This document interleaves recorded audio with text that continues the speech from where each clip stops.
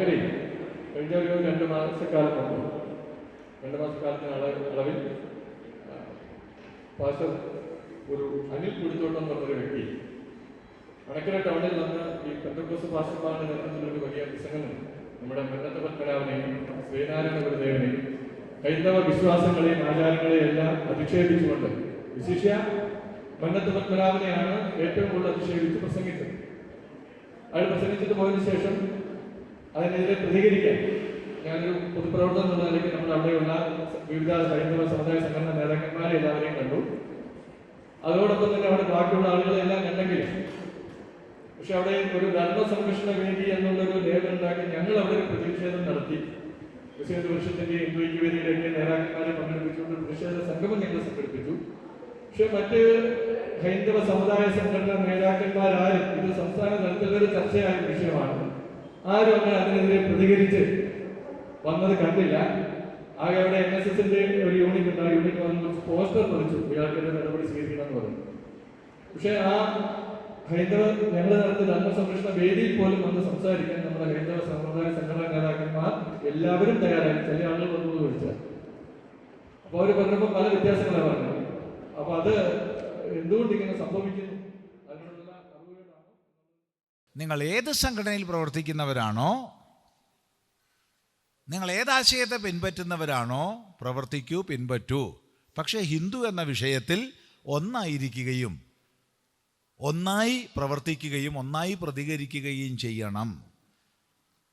അവിടെ നമ്മുടെ നവോത്ഥാന നായകന്മാരായിട്ടുള്ള മഹാന്മാരെ, അത് അയ്യ വൈകുണ്ഠസ്വാമികളോ അല്ലെങ്കിൽ തൈക്കാട്ട് അയ്യാവോ ചട്ടമ്പി സ്വാമി തിരുവടികളോ ശുഭാനന്ദ ഗുരുദേവനോ അല്ലെങ്കിൽ നിർമ്മലാനന്ദ സ്വാമികളോ അല്ലെങ്കിൽ മന്നമോ മഹാത്മാ അയ്യങ്കാളിയോ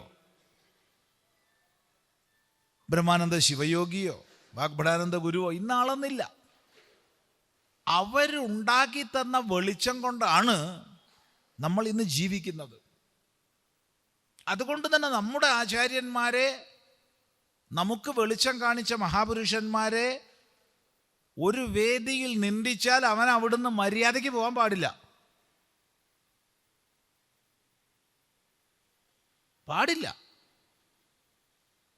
അതിനുള്ള കരുത്ത് നമുക്ക് വേണം. അവൻ പോയി കഴിഞ്ഞിട്ട് പ്രതിഷേധം സംഘടിപ്പിച്ചത് എന്ത് കാര്യ?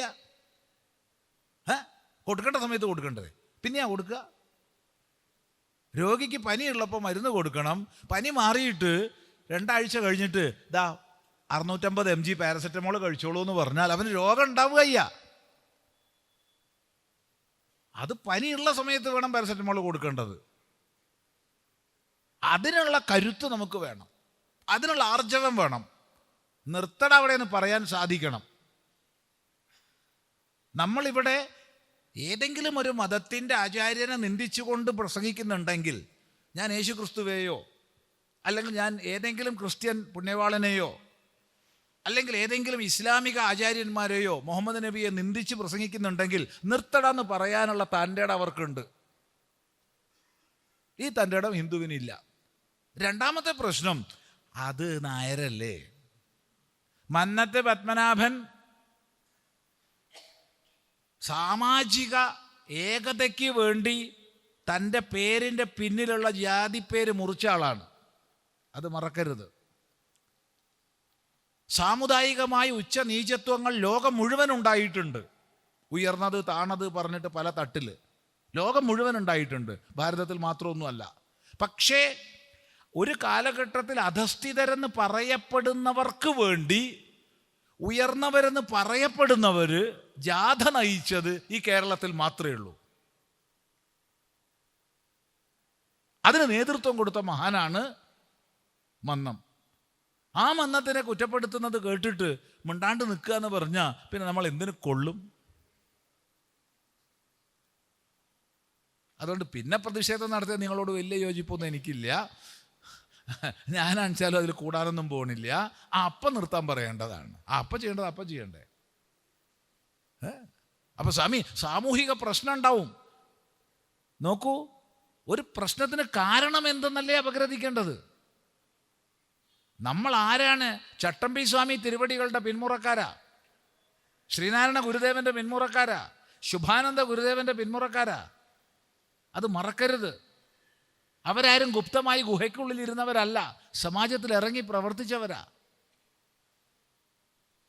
മുക്കിന് ഉത്സവകാലത്ത് ഹിന്ദു സങ്കല്പങ്ങളെയും ഉത്സവങ്ങളെയും ദേവതകളെയും നിന്ദിച്ചുകൊണ്ട് ക്രിസ്ത്യൻ മിഷണറികൾ പ്രസംഗിച്ച സമയത്ത് ക്രിസ്തുമത ഛേദനം എഴുതിയ മഹാപുരുഷനാണ് ചട്ടമ്പിസ്വാമി തിരുവടികൾ.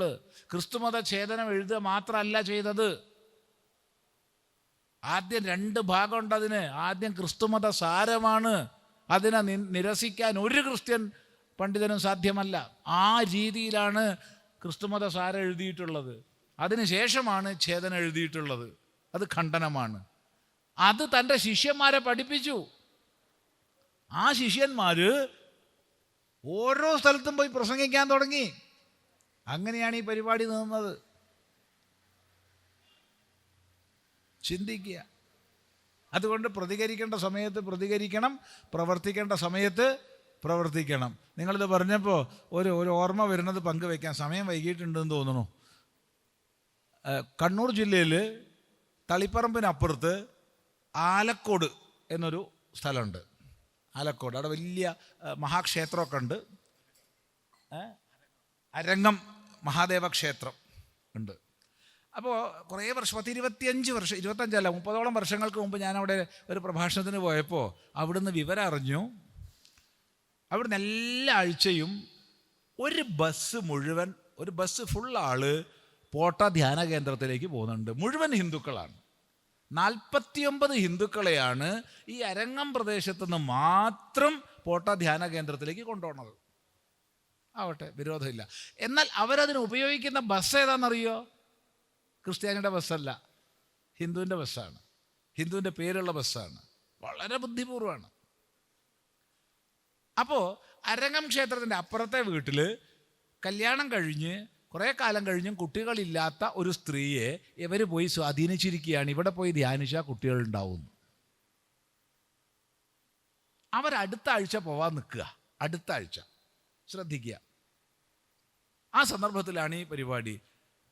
ഞാൻ ഈ സംഘാടകരോട് പറഞ്ഞു, എന്തായാലും എനിക്കൊരു ചായയൊക്കെ കുടിക്കണം, നമുക്ക് ആ അടുത്ത വീട്ടിൽ അവിടെ ഒന്ന് പോയിട്ട് ഒരു ചായ കുടിച്ചൂടെ? ഓ സ്വാമി പോവാം.